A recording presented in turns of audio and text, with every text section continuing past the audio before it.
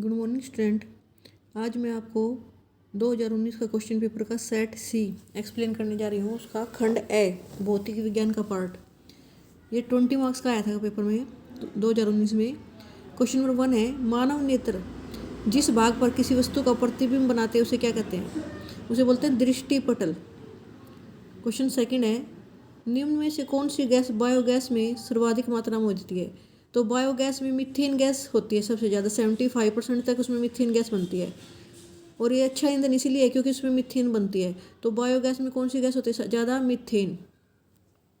बनती उसमें हाइड्रोजन और कार्बन डाइऑक्साइड भी है, लेकिन ज़्यादा मात्रा में कौन है? मीथेन।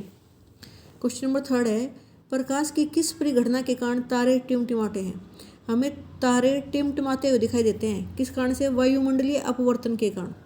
वायुमंडल में से जब तारों का प्रकाश आता है तो अपवर्तित होते हुए आता है उसकी लेयर्स में से, तो इसलिए इस वायुमंडलीय अपवर्तन के कारण तारे हमें टिमटिमाते हुए दिखाई देते हैं।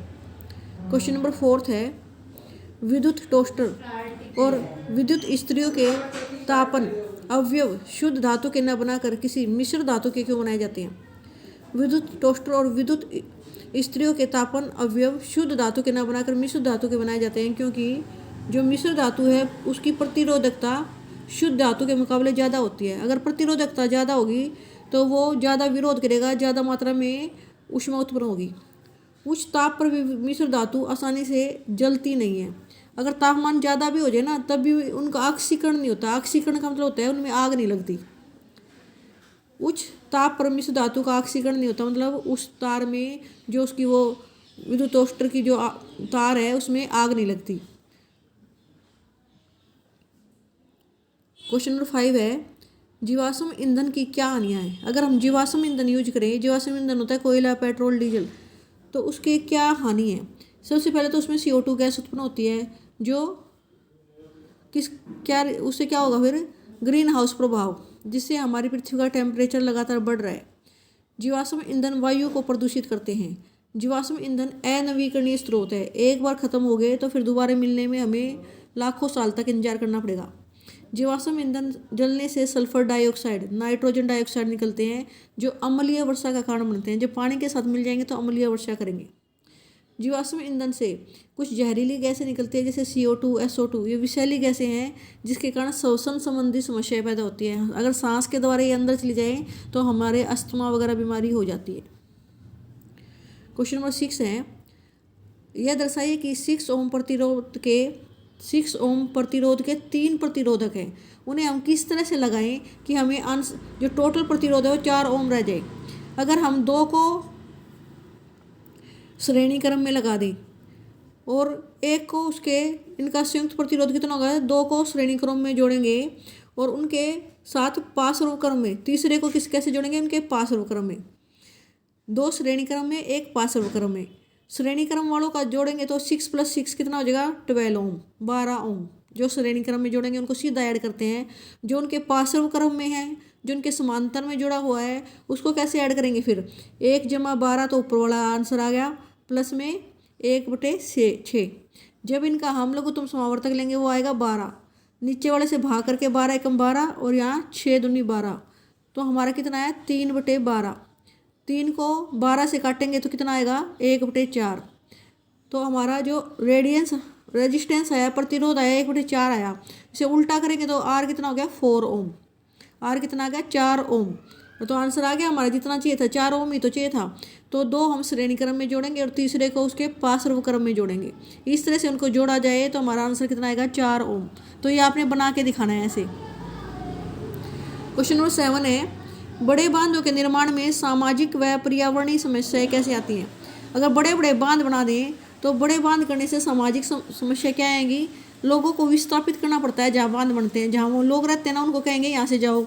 अब वो लोग बेघर हो जाएंगे क्योंकि वहाँ बड़े बांध बन गए, उनके घर छीन लिए जाते हैं। जहाँ पर उनके घर पड़ते हैं ना, मान लो बांध के प्लेस पे उनके घर हैं तो उनको वहाँ से हटा दिया जाता है। पर्यावरण संबंधी समस्याएं क्या आती है? इससे वन नष्ट हो जाते हैं। अगर वहाँ वन हो तो वो नष्ट करने पड़ेंगे, काटने पड़ेंगे। जैव विविधता नष्ट हो जाती है और जिससे पर्यावरण में असंतुलन पैदा होता है। इसे पर्यावरण संबंधी समस्याएं कहेंगे। किसी लेंस की क्षमता से आप क्या समझते हैं? किसी लेंस की एक डायोप्टर क्षमता को परिभाषित कीजिए। अब लेंस की समता क्या होती है? किसी लेंस की फोकस दूरी का व्युत्क्रम, अगर लेंस की फोकस दूरी को उल्टा कर दे, उसका व्युत्क्रम कर दे, तो उस लेंस की समता कहलाती है। वास्तव में लेंस किन्हीं प्रकाश की किरणों को कितना अपसरण करेगा उनका, या कितना अभिसरण करेगा, उनका माप होता है। अब कितना फैलाएगा या कितना पास पास लेके आता है ना किरणों को, वास्तव में तो ये होता है। लेकिन हम ऐसे लिखते हैं कि उसकी जो फोकस दूरी का अगर हम उल्टा कर दे तो वो लेंस की समता है। अब लेंस की समता को P से दिखाते हैं। P बराबर है 1/f। f क्या है? उसकी फोकल दूरी। तो यह इसका फॉर्मूला है, और कई बार इससे रिलेटेड क्वेश्चन न्यूमेरिकल में आ जाता है। और इसकी जो यूनिट है, इसकी इकाई क्या होती है? डायोप्टर होती है। एक लेंस की फोकस दूरी अगर f है मीटर में, तो उसकी डायोप्टर में नापते हैं। एक डायोप्टर उसकी से बोलते हैं एक लेंस की समता हम एक डायोप्टर बोलेंगे जिसकी फोकस दूरी 1 मीटर होगी। असल हम P अगर हम ऐसे लिख लें 1/1, f की जगह 1 मीटर लिख दें, तो P कितना हो जाएगा? 1 डायोप्टर। D means dioptre. ये शक्ति की समता की, लेंस की समता की इकाई है। अब हमें एक इमेज बनानी है कन्वेक्स उत्तल लेंस लेकर अगर वस्तु को हम कहाँ रखें? मुख्य फोकस और प्रकाशिक केंद्र के मध्य। आपको पता है उत्तल लेंस ऐसे बनता है। इसका ये क्या है? प्रकाशिक केंद्र, जिसे हम O से दिखाते हैं। O इसके बीच में से जब मुख्य अक्ष हम एक काल्पनिक रेखा गुजारते हैं, यहाँ हम इसका मुख्य फोकस रख दें F1, इधर 2F1, यहाँ F2 और इधर 2F2। ऐसे ही बनाए थे हमने जब बोर्ड पे सिखाए थे। अगर वस्तु हमारी यहाँ रखी तो इमेज कहाँ बनेगी? तो आपको पता है ये रिफ्रैक्ट होके जब ये अपवर्तन के बाद F2 में से चली जाएगी, और जो इसके प्रकाशिक बिंदु में से जाएगी वो सीधी चली जाएगी। जब हम इसे डॉट डॉट करके मिलाएंगे तो इसकी इमेज इसी जिधर वस्तु रखी है ना उधर ही इमेज बनेगी, और वस्तु से बड़ी।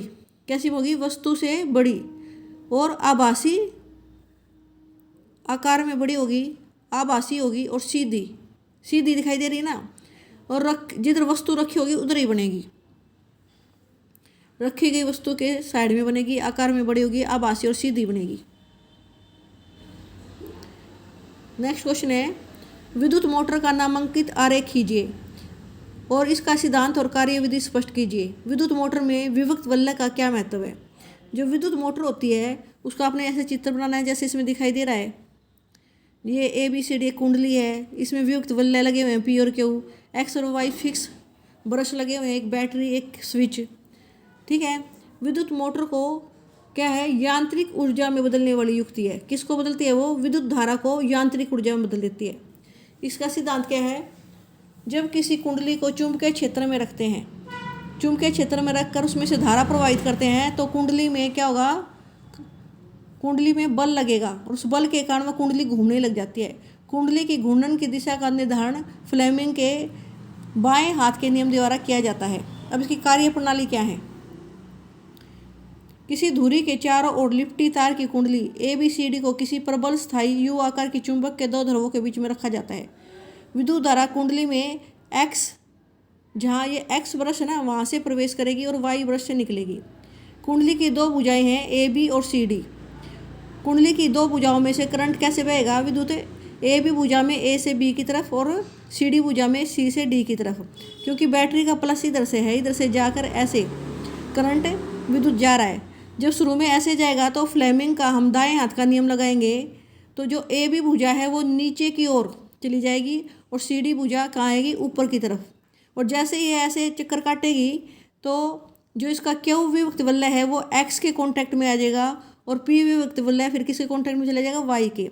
इससे जो करंट है, जो इसमें विद्युत की दिशा है, पहले कैसे जा रही है? वो ABCD इस दिशा में। और जैसे ही ये पलटी मारता है, क्यों? क्योंकि फ्लेमिंग का दाएं हाथ का नियम के हिसाब से जो इस पर बल लग रहा है उसके कारण जैसे ये पलटी मारेगा एक तरफ से पलट जाएगा, तो इसमें करंट की जो विद्युत की दिशा है वो क्या हो जाएगी? DCBA ऐसे हो जाएगी। इस तरह से हर एक हाफ रोटेशन के बाद, आधे रोटेशन के बाद ये बार बार ऐसे घूमेगा और करंट जो इसमें विद्युत बह रहा है उसकी दिशा बदलती रहेगी। धारा की दिशा बार बार बदलेगी, और इस प्रकार प्रत्येक आधे घूर्णन के बाद धारा की दिशा पलटती रहती है और कुंडली लगातार घूर्णन करती रहती है। और कुंडली के घूर्णन करने के कारण ही विद्युत मोटर कार्य करती है। क्या कार्य करती है? विद्युत ऊर्जा को यांत्रिक ऊर्जा में बदलती रहती है। मोटर में वियुक्त वलय का क्या महत्व है? विद्युत मोटर में वियुक्त वलय दिक् परिवर्तक का काम करते हैं, अर्थात यह परिपथ में विद्युत धारा की दिशा परिवर्तन करता रहता है। जो विद्युत परिपथ है ना, उसमें विद्युत धारा की दिशा बदलता रहता है, ये काम है इसका। विद्युत परिपथ में विद्युत धारा की दिशा बदलने का काम करता है ये वियुक्त वलय। परिनालिका में से आप क्या अभिप्राय है? ये वाला क्वेश्चन मैं आपको पहले करवा चुकी हूँ परिनालिका का। परिनालिका होती क्या है? बेलन की आकृति की अनेक फेरों वाली कुंडली जिसमें तांबे के तार पास पास लिपटे हों और बेलनाकार आकृति में लिपटे हों, उसे बोलते हैं परिनालिका। परिनालिका के विद्युत धारा के कारण चुंबकीय क्षेत्र कैसा बनेगा? परिनालिका जो आपको दिखा रहे हैं उसके कारण चुंबकीय क्षेत्र कैसा बनेगा? अगर हम इस परिनालिका में इधर उत्तरी ध्रुव मान ले, इधर दक्षिण ध्रुव, तो उत्तर से चुंबकीय क्षेत्र की रेखाएं निकलेंगी और दक्षिण में चली जाएंगी। उत्तर से निकलती हुई और दक्षिण की तरफ जाती हुई आपको ऐसे दिखानी है जैसे इसमें दिखाई हुई है, उत्तर से दक्षिण की तरफ, इस तरह से। नीचे भी उत्तर से दक्षिण की तरफ, उत्तर से निकलती हुई और दक्षिण में आती हुई। परिनालिका के उपयोग, इसका उपयोग विद्युत घंटी, टेप रिकॉर्ड, टेलीग्राफ, दृश्य टेप रिकॉर्ड में किया जाता है। चिकित्सा में भी इसका उपयोग किया जाता है। इसके अलावा परिनालिका का प्रयोग विद्युत पंखों, refrigerator, TV, MP player, air condition में भी होता है। इस तरह से आपने इसके उपयोग लिखने हैं। ओके स्टूडेंट, आज हमने इसका भौतिक विज्ञान का पार्ट किया है। इसे आप लिख कर और उसके जो डायग्राम इनको बनाकर जो प्रैक्टिस करना।